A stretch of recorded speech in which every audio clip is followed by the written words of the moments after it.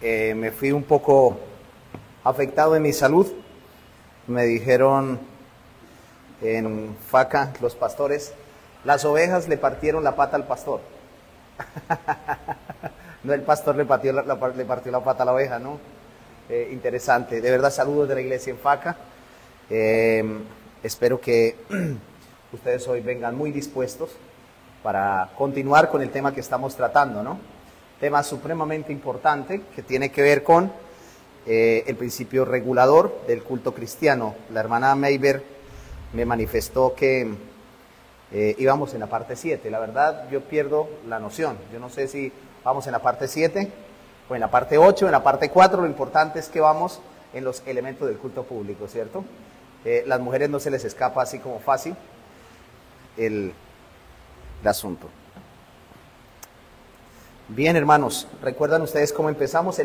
¿Cómo es la abreviatura del principio regulador del culto cristiano? PRCC, principio regulador del culto cristiano. Y estamos tomando la confesión de fe junto con las escrituras. ¿Recuerdan ustedes la estructura que empezamos a desarrollar? En primer lugar, empezamos respondiendo a la pregunta, ¿cuál es el principio regulador del culto cristiano? En segundo lugar, el principio regulador del culto en la escritura. Y estamos en el tercer punto, que es cosas ordenadas por Dios en la adoración pública, y ahí nos concentramos. Bien, vamos a orar. Bueno, inclinen su rostro allí y oramos. Amado Padre, damos gracias a ti por permitirnos en esta noche estar aquí, porque este culto no es menos que el del domingo. Hoy hemos podido elevar oraciones, súplicas y agradecimientos. Y también, Señor, queremos escuchar tu palabra, las enseñanzas de tu palabra. Oramos para que nos asistas a mis hermanos y me asistas a mí también en la exposición. Ayúdanos, oh Dios, a hacer buen terreno para recibir tu palabra como es. Damos a ti la gloria y pedimos para que tu Espíritu Santo, quien fue el que guió a estos santos hombres, asimismo nos guíe en esta noche. En el nombre de Jesús. Amén. Voy a quitar esto de aquí porque si no me quedo sin voz. Bueno, muy bien. ¿Recuerdan ustedes dónde quedamos nosotros en la exposición pasada? Viendo los principios que estamos estudiando, creo que ustedes recuerdan muy bien, incluso un pastor amigo, le pareció interesante la posición que yo presenté respecto a las oraciones. Estuvimos hablando de oraciones, ¿no? Las oraciones, lo último que vimos sobre el primer elemento son las oraciones públicas. Están las oraciones privadas, pero las oraciones públicas. Tomamos la confesión de fe de Londres y también tomamos algunos textos de las Escrituras. Vimos nosotros que el liderazgo en las reuniones formales de la iglesia está restringido única y exclusivamente a los hombres, ¿no? ¿Lo recuerda muy bien? O sea, cuando estamos hablando del liderazgo, eso no quiere decir que soy un misógino, ¿no? Un misógino, no, ni tampoco los reformados somos de esa forma, solamente que la Escritura regula quiénes son los que presiden las oraciones en el culto público, ¿no? No vamos a promover ningún tipo de ideas machistas dentro de la congregación, no es lo que nosotros presentamos, ¿sí? Parece, alguien esta semana me decía, la semana pasada, cuando hablamos de la soberanía de Dios, parece que presentáramos, ¿y por qué tomo esto? Parece que presentáramos un Dios tirano, un Dios que generara una otra opción, ¿sí? Pero no es así. Generalmente tendemos a interpretar las cosas de manera equivocada. Estamos hablando de la oración pública y la adoración. Dijimos que la oración debe ser en nombre de Cristo para que pueda ser aceptada. ¿Lo recuerdan ustedes? La oración debe hacerse en lengua conocida. En segundo lugar, en tercer lugar, la oración debe hacerse por cosas lícitas y a favor de toda clase de personas vivas y que vivirán más adelante. ¿Lo recuerdan que dijimos que no deberíamos hacer oraciones por los muertos? Y rastreamos desde dónde viene en el tiempo intertestamentario. También la oración no debe hacerse por los muertos, bueno, ni por aquellos que están en apostasía. Sí, que recuerda que tomamos 1 de Juan capítulo 5, que no debemos orar por aquel que, lo recuerdan ustedes, ahorita se me fue, 1 de Juan 5:16, si quieren háblanlo allí. Aquel que comete pecado de muerte, ¿lo recuerdan ustedes? Eso es. Entonces estuvimos hablando acerca de eso. Bien. Y quedamos en ese último, que tiene que ver con el pecado de muerte. No debemos orar por aquellos a quienes se pueda saber que han cometido pecado de muerte. Primera de Juan 5:16, si alguno viere a su hermano cometer pecado que no sea de muerte, pedirá y Dios le dará vida. Hay pecado de muerte por el cual yo no digo que se pida. La confesión se apoya aquí para enseñar que hay ciertos pecados, porque eso lo dice la confesión, y de estos pecados probablemente la apostasía final, o lo que se conoce como la blasfemia contra el Espíritu Santo. Una persona que ha blasfemado contra Dios, una persona que ha negado la fe, una persona que definitivamente se ha declarado un apóstata absoluto, no tiene esperanza. La oración, la iglesia no debería elevar oraciones públicas. Y bueno, quizás hay personas que discrepen con nosotros respecto a esto. El pastor que me escribió dijo, interesante, yo no lo había visto así. Y creo que hay varios. Ese día, un día, creo que una noche hablábamos con el hermano Manuel de R.C. Sproul, en su Biblia comentada que él habla acerca de esto. ¿Sí? Al haber estudiado, es importante porque siempre somos muy dados al corazón en las oraciones y decimos vamos a orar por esta persona. ¿Sí? ¿Podemos orar por un excomulgado de la iglesia? Yo creo que sí. Pablo le da esperanza a los excomulgados. Primera a los Corintios capítulo 5, versículo 5 dice, el tal sea entregado a Satanás para destrucción de la carne, a fin de que su espíritu sea salvo en el día del Señor. O sea, hay personas excomulgadas que en algún momento, hay hermanos que en algún momento han fracasado en su vida espiritual y moral, y de repente son sacados de la iglesia, echados de la iglesia, ¿sí? Porque eso es lo que el texto claramente dice, pero la iglesia debe orar por ellos, ¿sí?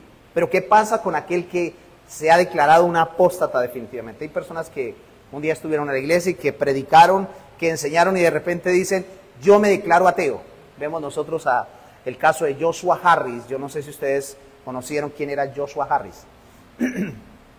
Él escribió un libro que se llama Le dije adiós a las citas amorosas. Joshua Harris fue pastor de la iglesia, de las iglesias Soberana Gracia, de donde viene el grupo Sovereign Grace. Y él se declaró ateo, fue pastor de la congregación, se declaró ateo y definitivamente apoya el movimiento LGTBQ+. ¿Eh? Ahora, por esas personas no se debería orar. Sin embargo, alguien puede decir, no es lo que está diciendo Juan allí. Y yo les dije y los tomé, los llevé al contexto, ¿no? Recuerdan ustedes que eso está bajo un contexto. Los gnósticos, los platónicos, se habían amalgamado con el cristianismo y ¿qué habían hecho? Los docetas estaban negando la humanidad del Hijo, ¿no? Primera de Juan, y esos son los anticristos. Y bajo ese contexto lo está diciendo. Bajo ese contexto lo está diciendo. Entonces, es importante saber cómo vamos a orar. Ahora, no debemos utilizar la oración ni para el sarcasmo públicamente, porque hay momentos donde entonces nos ponemos a orar y empezamos con cierto tipo de sarcasmo. Señor, ayuda a los que no asisten, a los que no ofrendan, a los que se duermen en el culto. No es un sermón la oración pública. Bueno, es una petición a Dios. Yo no sé si ustedes han podido percibir que eso es muy común dentro de la congregación, dentro de las congregaciones, y no solamente estoy hablando de las congregaciones de corte pentecostal, sino aún dentro de las congregaciones bautistas. Entonces la oración debe ser reverente, ¿sí? Tanto en el culto del domingo como el culto de ahora, enfocada en Dios, ¿sí? Enfocada en Dios. ¿Sí? Podemos nosotros pedirle a los hermanos, cuál es la oración que se quiere, ¿sí? Sin embargo, es importante mirar la motivación. La motivación siempre detrás de toda oración es Dios. Bueno, y hoy vamos a empezar entonces con la lectura de las Escrituras. La lectura de las Escrituras, y si tiene su confesión de fe, vamos a ir allí. Me recibió el clima con un poquito de calor, y los cambios de temperatura como que le afectan a uno la garganta, ¿no? Si tiene su confesión de fe, quiero que la abra conmigo en el capítulo 22, versículo 5. Vamos a tener un trasfondo de esto, de la lectura de las Escrituras, porque el capítulo 22 de la confesión de fe de Londres de 1689 tiene un trasfondo, tiene un contexto, ¿no? Entonces no podemos simplemente tomarlo así, sino hay que pensar por qué los escolásticos o los que redactaron la confesión de fe de Londres y la de Westminster y la de Savoy o la de Saboya, que son las tres confesiones puritanas del siglo XVII, decidieron incluir esto, que era lo que pasaba en su entorno. Vamos a leer el párrafo número 5. ¿Lo tienen allí? los que tienen la confesión, habla, dice, la lectura de las Escrituras, la predicación y la audición de la palabra de Dios, la instrucción y la amonestación los unos a los otros por medio de salmos, himnos y cánticos espirituales. Aquí vemos ya dos elementos, ¿sí? Uno, ¿cierto? Unido al otro, está la lectura, la predicación pública, la enseñanza, pero también, luego que vemos, la adoración pública, ¿sí? Dice, himnos, cánticos espirituales, el cantar con gracia en el corazón al Señor, como también la administración, y aquí habla de las ordenanzas, que son elementos del culto público. Los bautistas particulares o confesionales bautizaban en el culto público, daban la cena del Señor en el culto público, ¿sí? Dentro del marco de la membresía. Y dice, y la cena del Señor son parte de la adoración religiosa a Dios. Es por eso que no concebimos, aunque no hace parte de mi exposición esta noche, no podemos nosotros aceptar que un hermano diga, yo no voy a estar en la cena del Señor porque voy a pasar hoy. Porque hace parte del culto público. Y cuando hay bautizos, pues bien. Lo ideal era que tuviésemos bautismos en cada servicio. Hay iglesias donde tienen bautismos en cada servicio, bautizos. Entonces son parte de la oración religiosa a Dios que ha de realizarse en obediencia a Él, con entendimiento. ¿Y qué dice la confesión de fe? Con entendimiento, fe, reverencia y temor piadoso. Además, la humillación solemne con ayunos y las acciones de gracias en ocasiones especiales han de usarse de manera santa y piadosa. Ahora, muchas veces se nos pregunta por qué no ayunamos cada 8 días. Bueno, aquí hay algo que dice, y es que son ocasiones especiales como el nombramiento de oficiales dentro de la iglesia, ¿sí? Que son los casos muy particulares. Pero nos vamos a concentrar en la primera parte, la lectura de las Escrituras, ¿cierto? Ellos incluyeron eso. Ahora, ¿por qué ellos incluyen esto? Mis hermanos, la ausencia o escasez de la lectura bíblica en el culto público en la iglesia papista, ¿sí? La iglesia papista, la iglesia medieval, la iglesia romana, que hoy todavía existe, tiene que ver con varios factores históricos y teológicos. Veamos en primer lugar cuál es el primero, es decir, ¿por qué ellos incluyen esto?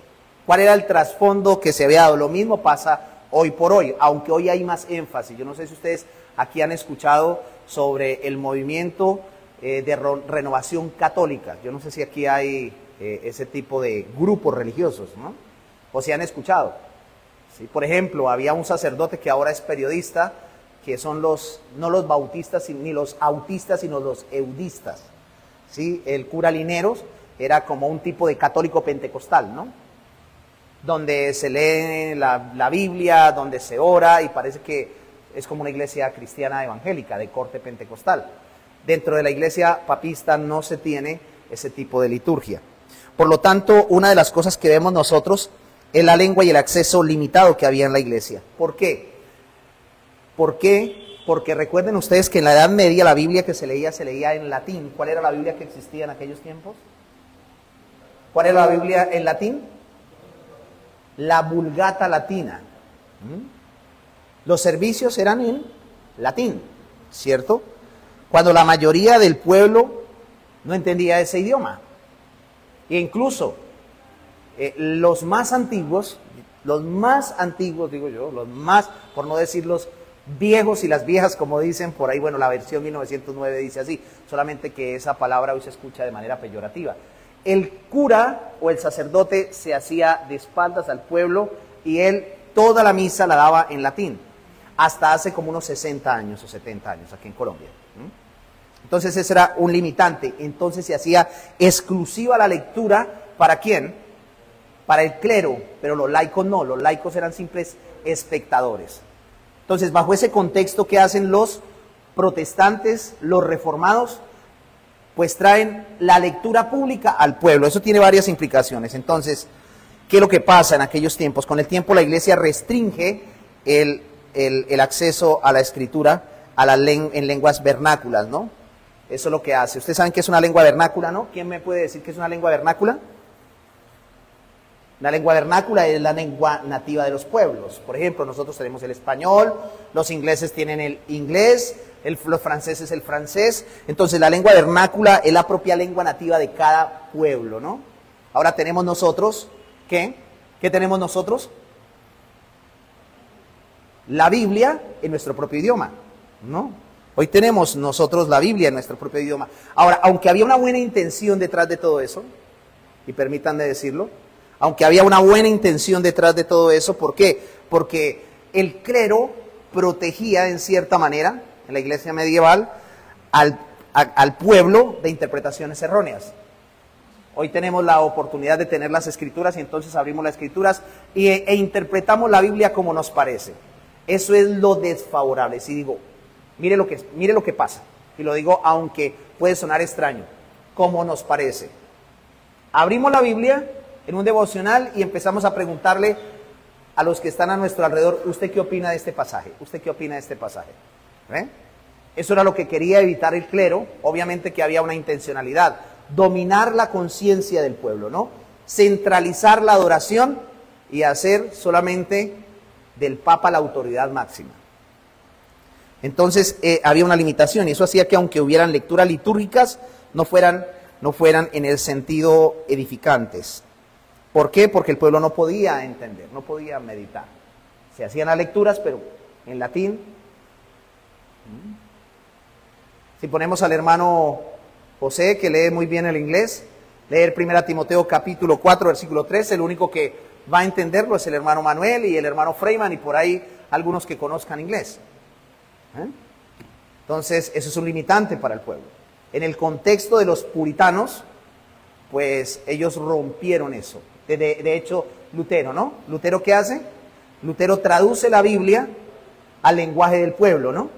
Y fue protegido, obviamente, por el gobierno de su tiempo, de su época.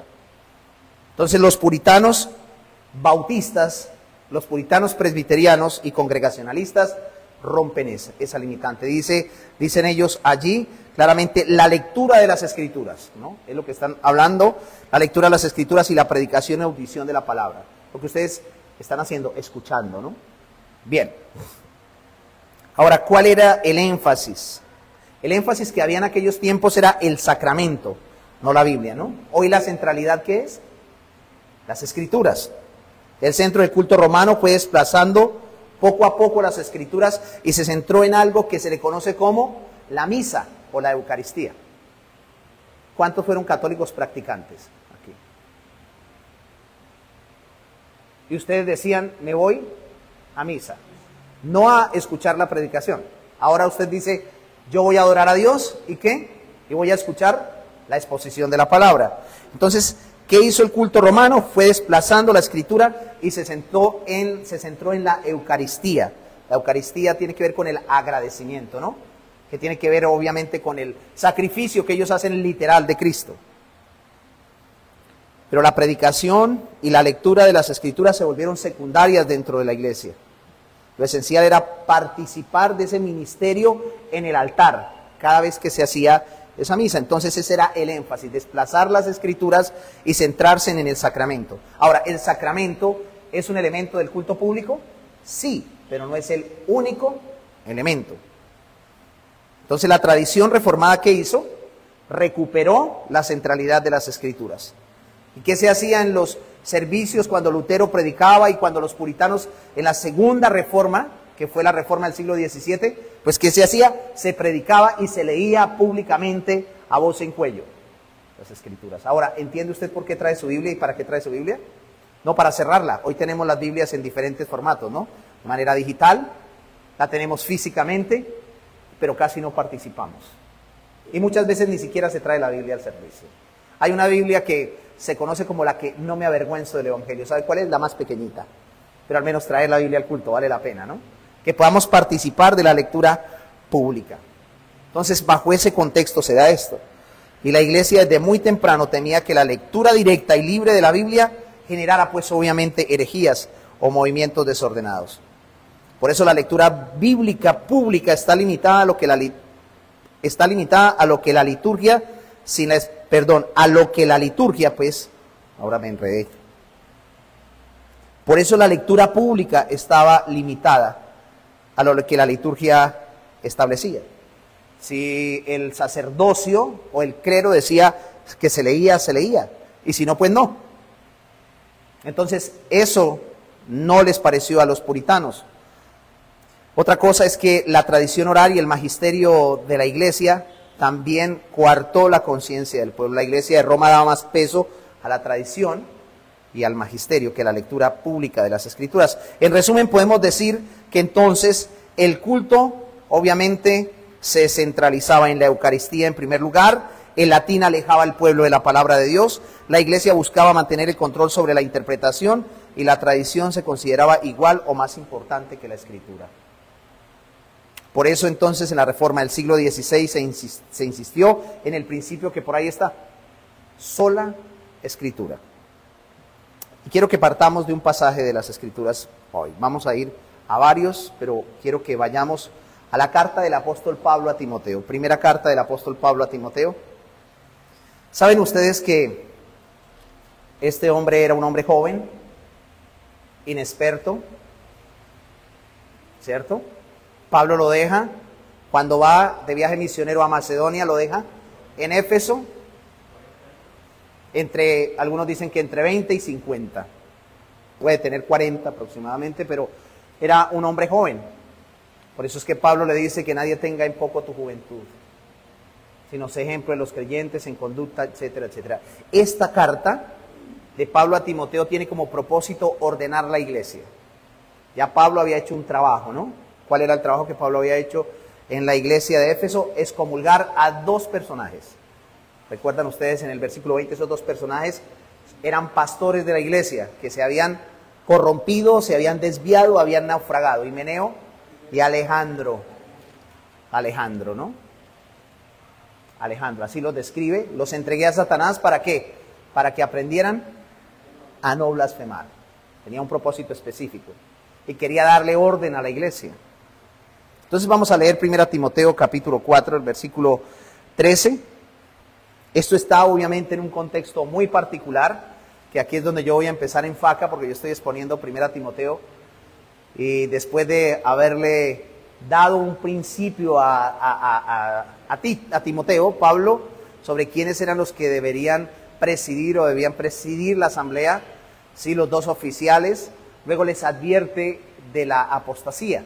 Y en ese contexto se da, y en cierta manera ahí hay un título que dice un buen ministro de Jesucristo, y sí, creo que tiene que ver con un buen ministro de Jesucristo, y un buen ministro de Jesucristo hace algo, de acuerdo a lo que dice en el versículo 13. Recuerden que Pablo estaba, ¿en dónde?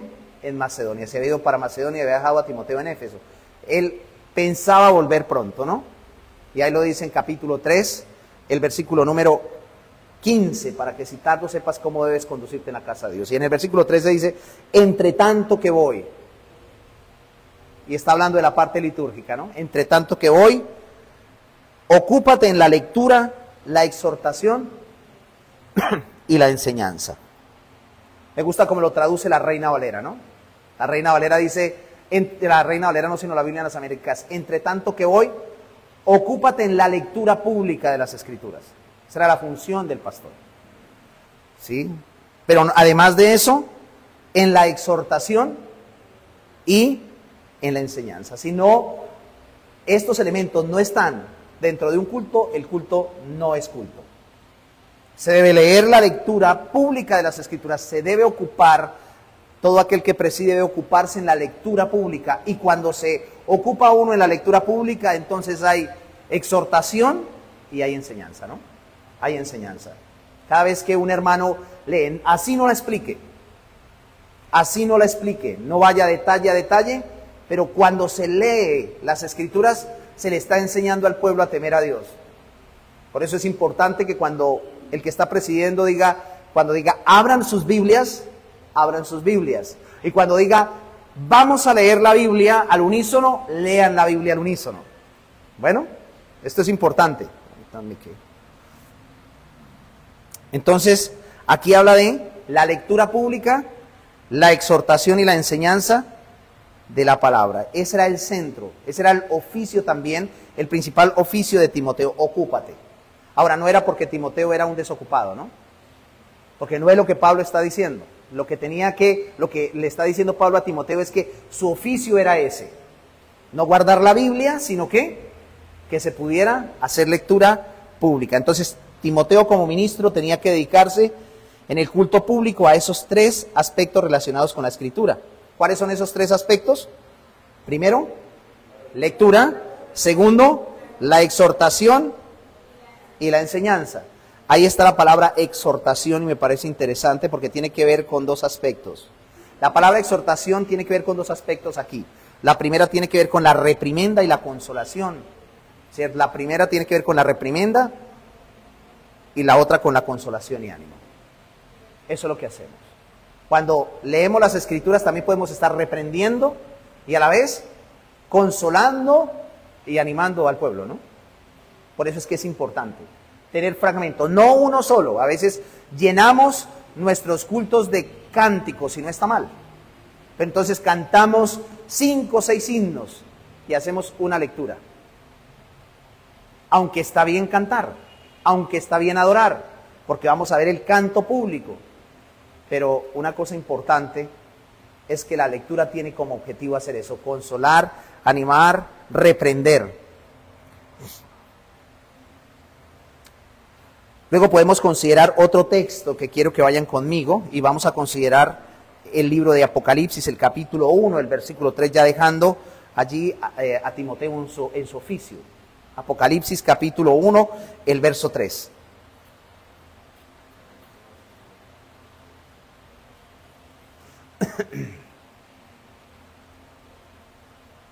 ¿Lo han leído? Este es uno de los textos más maravillosos de la Escritura. No dice bienaventurado el que tiene salud, no dice bienaventurado el que tiene plata, ¿no? No dice bienaventurado el que no tiene estrechez económica, ¿no? Dice bienaventurado ¿quiénes? El que lee, los que oyen las palabras de esta profecía y guardan las cosas en ella escritas, porque el tiempo está cerca. Esa palabra, ¿no? Bienaventurado, que ustedes saben la intensidad que tiene esta palabra, no solamente en un sentido general, sino en un sentido específico. La intensidad tiene que ver con la pasión, con la dicha, con la experiencia cristiana, ¿no? Este es un ejemplo de lectura pública de las Escrituras en la iglesia. Este libro fue escrito ¿para quién? ¿Para quién fue escrito? Los 3 primeros capítulos para la iglesia y los demás para Israel. No, para la iglesia perseguida. ¿Recuerdan las 7 iglesias de Apocalipsis? Para esas 7 iglesias. Y hoy para la iglesia de hoy y hasta que Cristo venga. Y este versículo 3, es tan fresco como en el momento en que se dio. Recuerda que la iglesia estaba siendo azotada por el dragón, ¿no? El imperio romano estaba afligiendo a la iglesia. Los cristianos estaban pasando por un momento muy difícil, muy duro. No porque tenían que dejar sus propiedades, no porque tenían que, o porque ponían en riesgo simplemente su familia.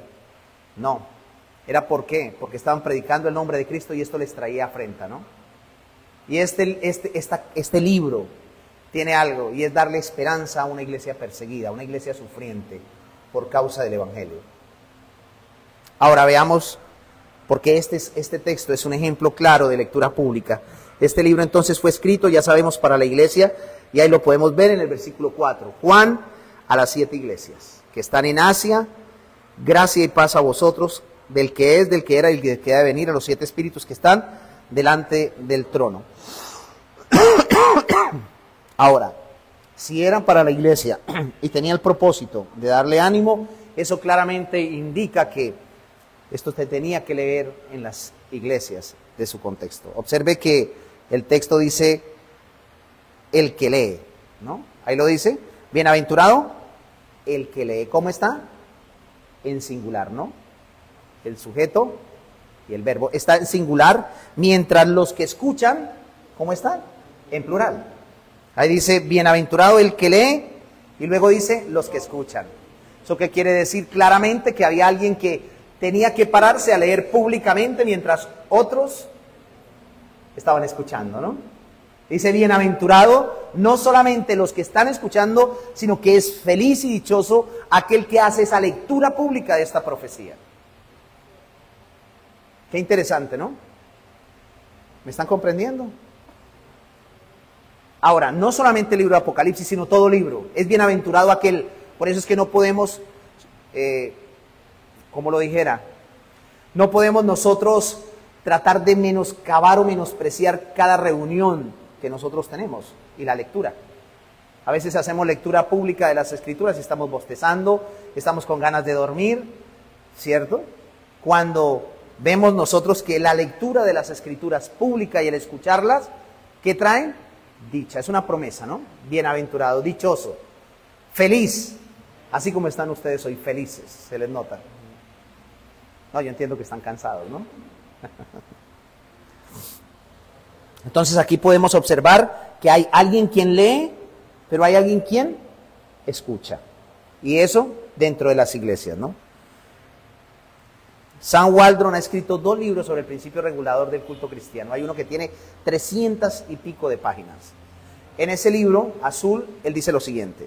Él dice, aunque es posible que se leyera en una sesión, parece más probable que se leyera en varias reuniones. Él comenta sobre este texto. Dice que era costumbre que se leyera de manera pública cartas y libros de la Biblia. Ahora, eso era una costumbre clara, no solamente de la iglesia cristiana, sino que venía directamente de las sinagogas, ¿no? En las sinagogas se leía públicamente las Escrituras. Veamos otros textos que nos muestran que no solamente era Apocalipsis, sino otros, por ejemplo, Primera Tesalonicenses, capítulo 5, versículo 27.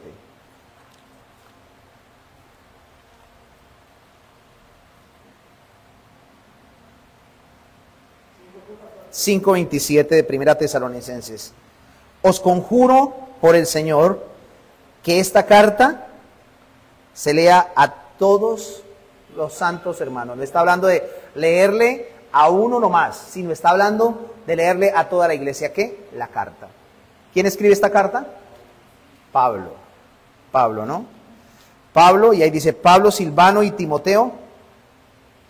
¿A quiénes? A la iglesia de los tesalonicenses. Así como se leía el libro de Apocalipsis, no solamente se leía el libro de Apocalipsis, sino que Pablo está hablando aquí directamente de que esta carta que él había escrito se debía leer a todos los santos, es decir, a todos los creyentes congregados, así como el libro de Apocalipsis, ¿no? Entonces, cada vez que usted vea al director de culto y digan, abran sus Biblias, ¿qué es lo primero que usted va a acordar? ¿Se va a acordar? Lo de Apocalipsis, que es bienaventurado, ¿sí? Y que es Dios el que quiere que usted sea bienaventurado, tanto el que lee como el que públicamente escucha. ¿Usted viene a qué? A oír la lectura pública de las Escrituras, ¿no? Entre tanto que hoy, ocúpate. Ocúpate. Y ahorita vamos a ver el propósito. Colosenses 4:16 también nos habla acerca de lecturas públicas. 4:16. Dice, cuando esta carta haya sido leída entre vosotros, haced que también se lea en la iglesia de los laodicenses y que la de la Laodicea la leáis también vosotros. Está hablando de 2, ¿no? La de Colosenses y la de... Es interesante el escrito, ¿no? Sí, la Odisea, que era la iglesia más buena de Apocalipsis, ¿no? La radiografía de la Odisea es la radiografía de creyentes materialistas que tienen en poco al Señor. Pero bueno, este no es mi tema, ¿no? Siento la tentación de irme por allí, pero no es mi tema. Entonces vemos que Pablo habla de esta carta que debe ser leída entre la iglesia. La carta a los tesalonicenses. Y ustedes saben el contenido profundo que tenía la carta a los tesalonicenses, ¿no? La gloria de Cristo y cómo presenta a Cristo, pero también la problemática dentro de la iglesia. Estas son cartas que se escriben desde la prisión. Y el Espíritu Santo guió a Pablo, pero también con el propósito de instruir ¿a quién? A la iglesia. Entonces, como lo decía anteriormente, no solamente era una práctica de la iglesia. Voy a pasar así panorámicamente porque yo tengo el propósito de poder, al menos este mes, terminar esto, ¿sí? Que es algo básico. No solamente era una práctica de la iglesia, sino que era algo que se hacía en el contexto hebreo durante mucho tiempo. Por lo tanto, la práctica de la lectura de las Escrituras era tradicional en las sinagogas, pero se dio aún en los tiempos de peregrinaje del pueblo de Israel, antes de pasar a la tierra prometida. Dios ya estaba enseñando a Moisés y al pueblo para que ellos escucharan la Torá, ¿no? Ustedes saben qué conformaba la Torá, ¿no? Génesis, Éxodo, Levítico, Números y Deuteronomio, ¿no? Y la Torá fue dada con el objetivo ¿de quién? ¿De qué? De instruir a aquellos que iban a pasar a poseer la tierra prometida, ¿no? Ese era el propósito de la Torá. Ahora, observemos que eso está allí en Deuteronomio 31 y vamos a leer este texto. Deuteronomio 31.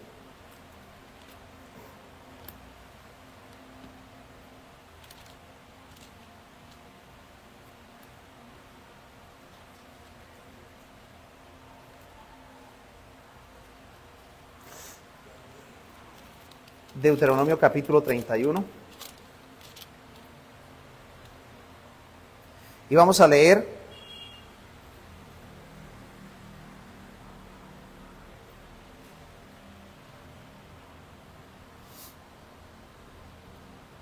desde el versículo 10. Bueno, desde el versículo 9. Y escribió Moisés esta ley. ¿Y la dio a quiénes? A los sacerdotes, hijos de Leví, que llevaban el arca del pacto de Jehová, y a todos los ancianos. El versículo 10 dice, y les mandó Moisés diciendo, al fin de cada 7 años, en la remisión, en el año de la remisión, en la fiesta de los tabernáculos, cuando viniere todo Israel a presentarse delante de Jehová tu Dios, en el lugar que él escogieres, ¿qué dice allí?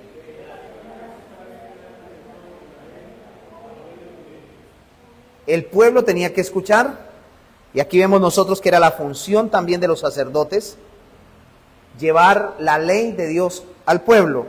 Cuando viniere todo Israel a presentarse delante de Jehová tu Dios, en el lugar que él escogiere, no en el lugar que Israel quería, sino en el lugar que Dios escogiere, entonces ellos tenían una responsabilidad. ¿Cuál era la responsabilidad? Leer esta ley delante de todo Israel, a oídos de ellos. Ahora, recordemos, ellos no tenían la Biblia como la tenemos nosotros hoy, ¿no? Hoy tenemos este gran privilegio. Compramos unos zapatos de $500,000, pero cuando tenemos que invertir en una Biblia, compramos la más barata. O no tenemos Biblia, ¿no? Un celular de última gama, pero una Biblia física no. No entiendo, no comprendo a veces el pueblo. Pero sigamos leyendo lo que dice allí. Versículo 12, harás congregar al pueblo varones, miren, no solamente eran los hombres, versículo 12, harás congregar al pueblo varones y mujeres y niños, y tus extranjeros que estuvieran en tus ciudades. ¿Para qué? Vean para qué se leía. Solamente la lectura. Las mujeres, o sea, congreguen todo el pueblo, lean públicamente las escrituras, y tanto hombres como mujeres y niños y extranjeros, entonces ellos, al escuchar la lectura pública de la ley, de la Torá, ellos aprendían a temer a nuestro Dios y cuidaban de cumplir todas las palabras de esta ley. Entonces, cuando usted escucha una lectura pública de las Escrituras, así nos explique cuál es su responsabilidad, cuál es su deber, cuál es el objetivo primero y cuál es su deber. ¿Cuál sería el objetivo? ¿Cuál sería el objetivo? De acuerdo a lo que dice allí en el versículo 12. Primero, la lectura pública tiene como propósito que todos ustedes teman, que yo tema, ¿no? El temor tiene que ver con ¿qué? Sí, con adoración. Pero tiene que ver con ¿qué? Con fe, con reverencia, con respeto a Dios, ¿no? Ahora, ¿cuál sería nuestra responsabilidad? Luego de que se lea públicamente la Escritura, ¿cuál es su responsabilidad? Aplicarla. Así nos explique. Entonces, debemos estar atentos a lo que se nos está leyendo, estar prestos a obedecer lo que se nos lee, así nos explique. Aunque era costumbre de explicar, ¿no? Porque también los judíos tenían, y esa era la función del sacerdote. Malaquías capítulo 2, versículo 7, claramente lo dice. ¿Qué dice Malaquías 2:7?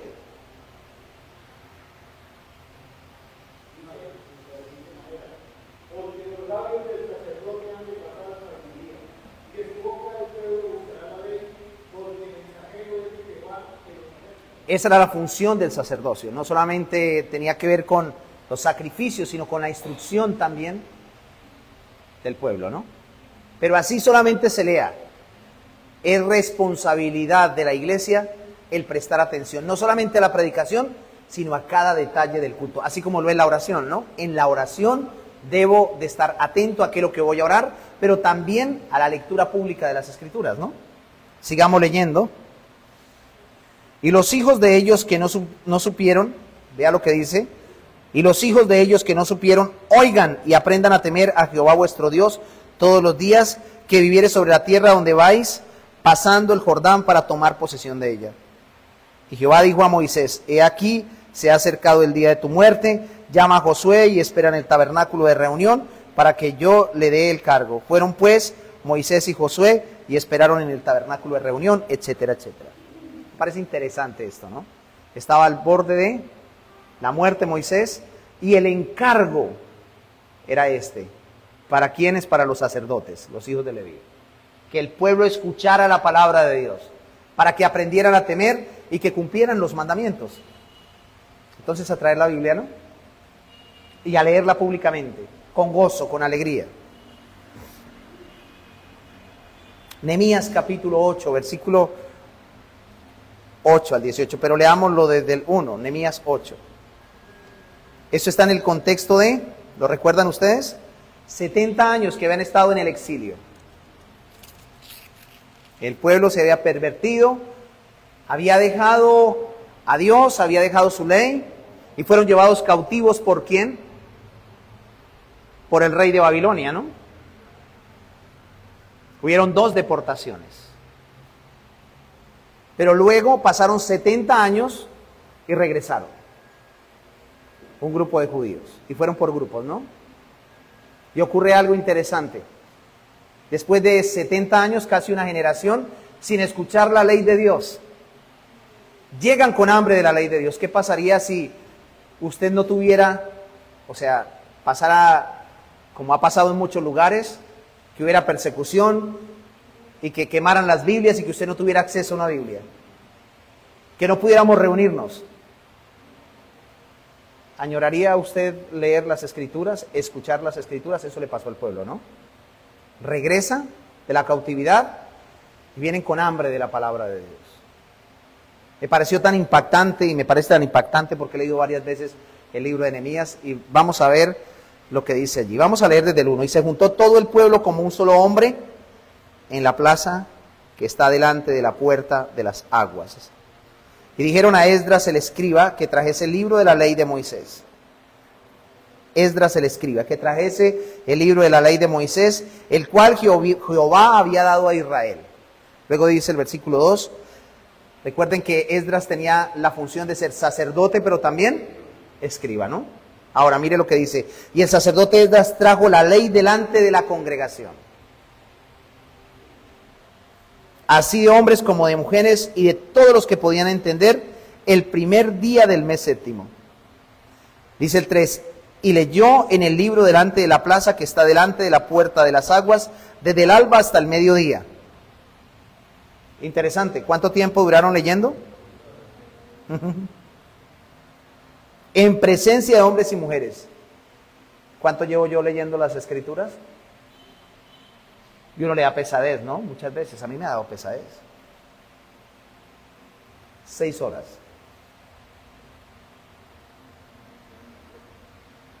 Dice, delante de la puerta de las aguas, desde el alba hasta el mediodía, en presencia de hombres y mujeres y de todos los que podían entender, y los oídos de todo el pueblo, ¿cómo estaban? Atentos al libro de la ley. ¡Wow! ¿Tanto tiempo? Quiero escuchar la ley, ¿no? Quiero escuchar la palabra de Dios. ¿Qué había? Hambre, deseo de oír, ¿no? Qué bueno que haya eso, ¿no? Y sigue diciendo, y el escriba Esdras estaba sobre un púlpito de madera, es decir, sobre un lugar alto, ¿no? No estamos hablando de esto. Recuerden que esto viene del trasfondo griego, ¿no? No estamos hablando de un púlpito como este.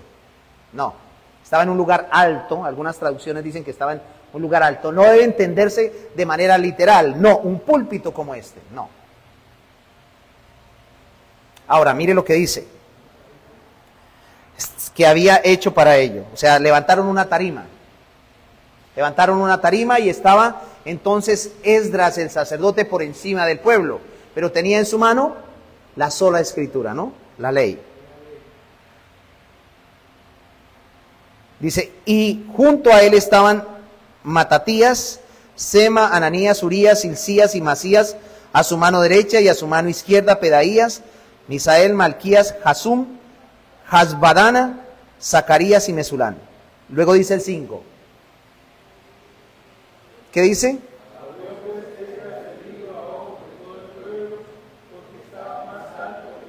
¿Ve? ¿Estaba qué? Más alto. Estaba en una plataforma, ese era el púlpito, esa era la tarima, sería en otro. Y aquí dice que estaba más alto que todo el pueblo, pero dice que abrió pues Esdras el libro. ¿Cómo lo ve usted? Posiblemente como yo lo vi la primera vez cuando pasé por aquí, normal. Abrió el libro. No, la realidad es que ellos estaban expectantes. Dice, porque estaba más alto que todo el pueblo, y cuando lo abrió, vean lo expectantes que estaban, aunque no hay una admiración aquí, ¿cómo estaban ellos? Atentos. Wow, ¿no? Atentos. Así como están ustedes hoy. Versículo 6. Bendijo entonces Esdras a Jehová Dios grande, porque eso es lo que pasa cuando el pueblo está atento en el ministro que hay. Wow, hay hambre de la palabra, quieren oír la palabra. ¿Sí? Es una lectura pública, ¿no? Dice, y todo el pueblo respondió. Escuchen muy bien esto, ¿no? Porque el amén es un elemento del culto público. Amén. Nosotros no pedimos amén, ¿no? El pueblo naturalmente dice amén.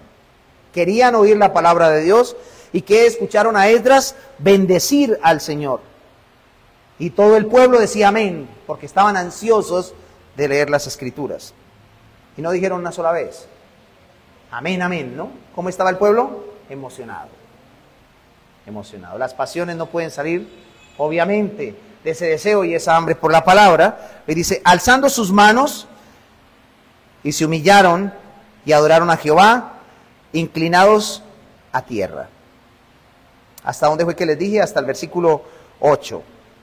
Y los levitas, Jesúa, Bani, Serabías, Jamín, Acub, Sabetai, Odías, Maasías, Kelita, Azarías, Josabed, Anán y Pelaías hacían entender al pueblo la ley, y el pueblo estaba atento en su lugar, ¿no? O sea, se leía, pero no solamente se leía, sino también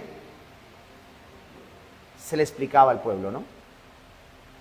Ahí está para los que cuando se casen, los que se van a casar algún día, el hermano Manuel, el hermano Freiman, el hermano José, ahí tienen los nombres. Ay, las hermanas Navarro también, y todas las solteras, la hermana Jessica, cuando tengan sus hijos ahí para que les pongan esos nombres, vean.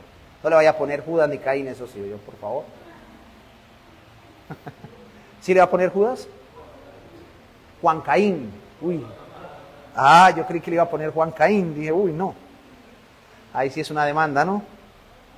Entonces el pueblo estaba atento en su lugar, escuchando. Lean el 8.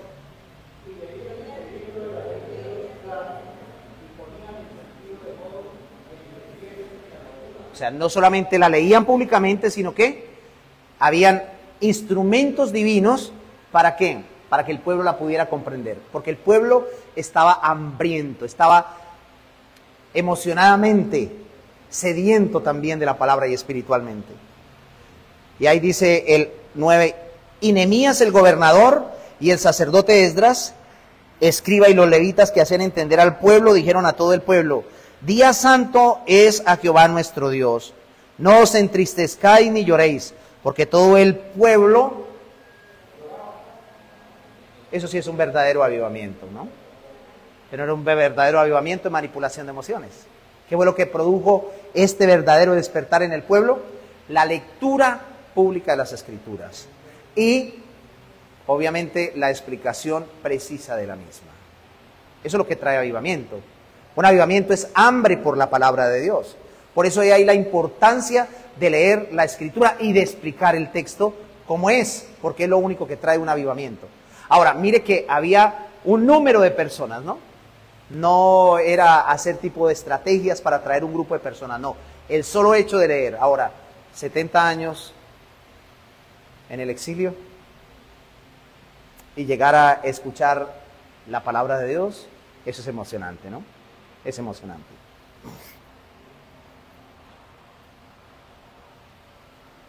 ¿Qué hacía el pueblo? Lloraba, oyendo las palabras de la ley.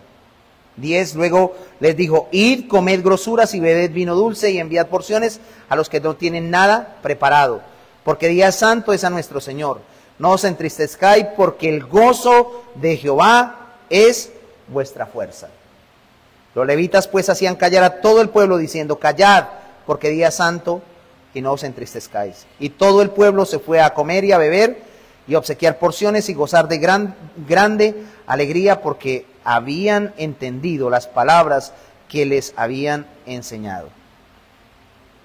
Al día siguiente se reunieron los cabezas de las familias de todo el pueblo, sacerdotes y levitas, a Esdras el escriba, para entender las palabras de la ley. Y hallaron escrito en la ley que Jehová había mandado por mano de Moisés que habitasen los hijos de Israel en tabernáculos en la fiesta solemne del mes séptimo, y que se hiciese saber y pasar pregón por todas las ciudades y por Jerusalén, diciendo, salid al monte y traed ramas de olivo silvestre y de arrayán, de palmeras y de todo árbol frondoso para hacer tabernáculos, como está escrito.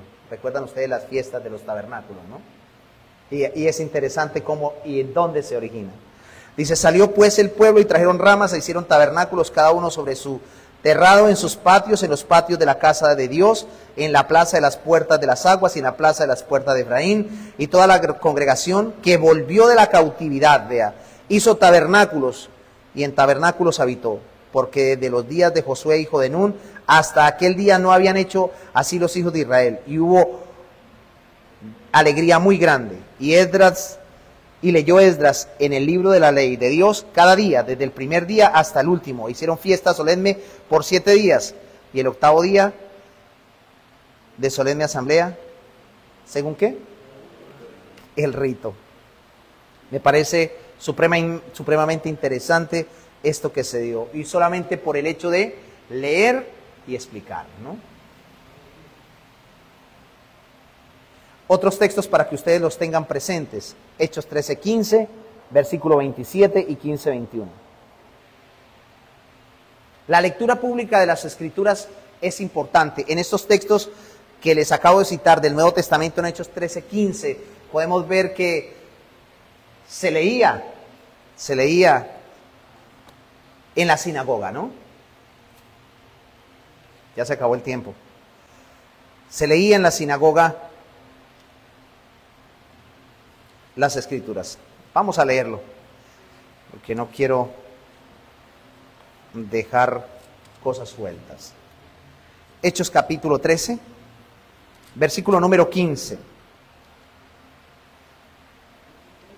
13:15. Recuerden que Pablo y Bernabé salen como misioneros comisionados de Antioquía, de Siria para Antioquía de Pisidia, ¿no? Y ellos llegan, ¿a dónde llegaban? Generalmente a las sinagogas. Y en las sinagogas se predicaba el evangelio. Leamos desde el versículo 13 hasta el versículo 15. Habiendo zarpado desde Pafos, Pablo y sus compañeros arribaron a Perge de Panfilia, o Perge, pero Juan, apartándose de ellos, volvió a Jerusalén. Ellos, pasando de Perge, llegaron a Antioquía de Pisidia. Vea. Y entraron en la sinagoga en un día de reposo y se sentaron. ¿Estaban en dónde? En la sinagoga. ¿En qué lugar estaba la sinagoga? En Antioquía de Pisidia. Ahora, ¿por qué sinagogas cuando había templo? ¿Ustedes sí saben por qué y dónde surgieron las sinagogas? ¿Quién me puede decir dónde surgieron las sinagogas? En el exilio. En el exilio. El pueblo no se podía reunir, entonces no tengo la forma, pero les voy a dejar de tarea que investiguen cómo era una sinagoga. No tengo los detalles y no soy muy ilustrativo para para hacérselo saber, pero habían unos balcones y aquí en la parte de abajo estaba aquel que disertaba y cómo se hacía partícipe. Y todo lo que se hacía en la sinagoga también se replicó en parte en el culto. Vea lo que dice aquí. Y después de la lectura de la ley y de los profetas, es decir, parte del Antiguo Testamento, y se hacía ¿cuándo? En el Shabbat, ¿no? En el día de reposo, en el sábado. ¿Sí? Los principales de la sinagoga mandaron a decirles, ¿a quién? ¿A quiénes le mandaron a decir? A Pablo y sus compañeros, ¿no? Dice, varones hermanos, si tenéis alguna palabra de exhortación para el pueblo, hablad. Se leía, ¿y qué había? Exhortación. Todo esto jugaba, obviamente, en torno de la lectura pública de las Escrituras. Dice, entonces Pablo levantándose, hecha señal de silencio con la mano, dijo, varones israelitas y los que teméis a Dios, oíd. Y qué interesante, se hacía partícipe. Hoy no podemos tener eso solamente en la escuela dominical, pero si se dan cuenta que aún en medio de esto se hacía participación, ¿alguien tiene algo que decir? Y recuerdan ustedes primero los Corintios 14, que uno tiene salmo, el otro tiene doctrina, el otro tiene lengua, y esa era como la liturgia que llevaban, ¿quiénes? Los cristianos primitivos. Otro texto que les dije a ustedes, ¿cuál fue? El versículo 27, ¿no? Pero quiero que ustedes terminen de leer en casa. Dice, porque los habitantes de Jerusalén y sus gobernantes, no conociendo a Jesús, ni las palabras de los profetas que se leen todos los días de reposo, las cumplieron al condenarle. Y sigan leyéndolo, verá, y se van a dar cuenta lo interesante que ocurre allí. Mis hermanos, esto con el propósito de mostrarles que juega un papel importante la lectura de las Escrituras. Cristo mismo lo hizo como buen judío en Lucas 4:16 y 20 al 21, ¿no? Cuando él dice que él se para y lee, dice, el Espíritu del Señor está sobre mí porque me ungió, etcétera, etcétera, ¿no? Dice, y se ha cumplido esta profecía en medio de vosotros. Y era solamente la lectura y se dio. Entonces, en conclusión, la práctica de la lectura de las Escrituras en la adoración proviene, en última instancia, del mandamiento de leer las Escrituras durante las fiestas de Israel. Luego, en el exilio se hacen las sinagogas, cuando están en el exilio, se conforman las sinagogas para disertar, y también se hacía lectura y explicación, como lo vimos en Deuteronomio 31, 10 al 13. Y esto con el propósito, como lo vimos, para resumir, ¿cuál era el propósito de la lectura pública de las Escrituras? En entenderlo, pero temer a Dios y obedecerlo. Así nos explicara. Obviamente que sí se explicaba, ¿no?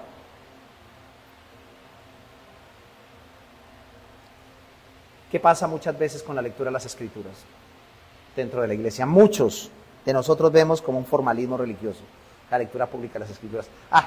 Ya sabemos que se va a leer el domingo la Biblia, ¿no? Un formalismo religioso. Sin embargo, es necesario, hermanos, escuchen bien, cambiar nuestra perspectiva y no subestimar la lectura pública de las Escrituras. No es un mero formalismo religioso, no. Es decir, que a partir de hoy y a partir del domingo no va a seguir siendo un formalismo religioso. Vamos a participar de la lectura pública de las Escrituras. Vamos a llegar temprano, vamos a escuchar lo que Dios dice porque nos está enseñando a temer, pero además de eso, que nosotros podamos obedecer, ¿no? No es un formalismo religioso. Muchos de nosotros vemos la lectura de las Escrituras posiblemente como un formalismo religioso, pero es necesario cambiar eso, no subestimarlo. La lectura de las Escrituras. Y vemos que el culto de hoy es para muchos, y eso es una forma yo sé que hay un buen grupo de hermanos, pero una forma de también animarles y exhortarles a que sigan asistiendo, porque este no es menos importante que el del domingo. Bueno, porque se está exponiendo y se está hablando del Señor. No es menos importante, porque a veces vemos como menos importante, ¿no? Y eso no solamente pasa aquí, también pasa en Faca, también pasa en Mosquera, pasa en diferentes partes y en muchas iglesias. Y no solamente pasa dentro de los grupos pentecostales, carismáticos, sino mucho más dentro de nosotros, los bautistas y presbiterianos. Entonces debemos darle sentido, o tenerle sentido a lo que Dios habla en medio de la iglesia.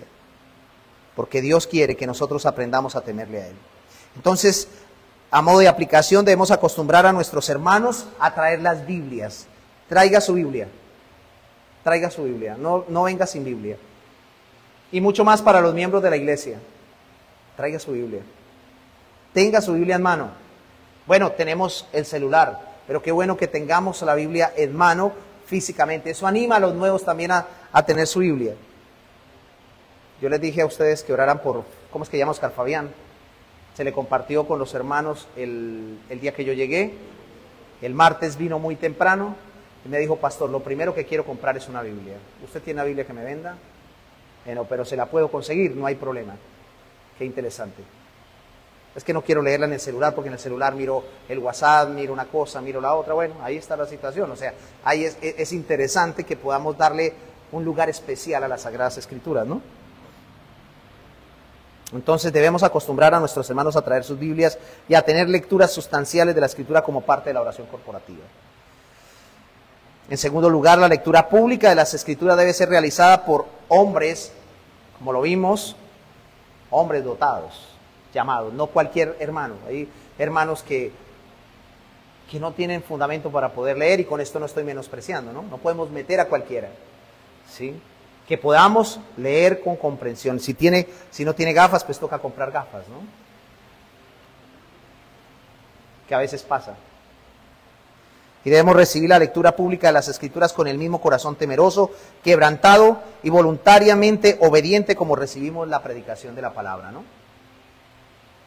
Y esto lo vuelvo otra vez a repetir. Debemos recibir la lectura pública de las Escrituras con el mismo corazón temeroso, quebrantado y voluntariamente obediente, como recibimos la predicación de la palabra.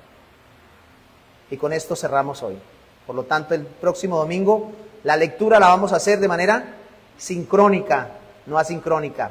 Bueno, al unísono, con voz fuerte. Las mujeres también pueden leer fuerte. Traiga su Biblia e encuéntrale sentido a la lectura. La enseñanza también. Preste atención, porque Dios quiere que usted aprenda a temer y a obedecer. Bueno, dentro de 8 días vamos a ver el decir amén en el culto público. Bueno, amén, ¿para qué? Vamos a orar.